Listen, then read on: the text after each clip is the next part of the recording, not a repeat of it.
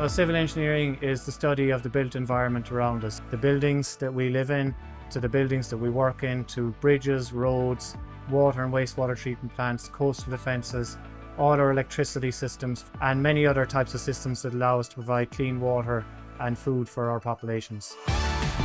It's a huge part of civil engineering that's about being able to talk to people, have arguments about design limitations. So it starts there in first year. In second year then, they have to go out into the community and say, you've got your own design team here, what would you like us to do? The focus isn't really on the very technical side, it's about the feasibility and how people would accept that project, what are the chains you'd have to go through to make it happen. What we are doing here is the testing of timbers in bending. Then as our students move along, they go on their work placement, and that can happen here with our local network of industry partners, or they can move anywhere in Ireland or internationally. With the types of challenges we have in the world today, such as climate change, for example, population growth, all of these challenges are at the core of what we tackle as civil engineers.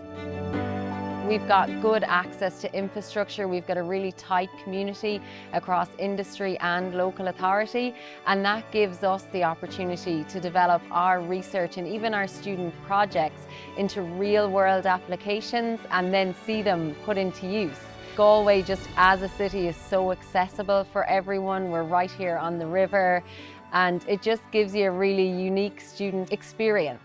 This technology here is the Vortex powered aeration system, which has been developed here at the University of Galway for wastewater aeration. It's the most important part of the wastewater treatment process.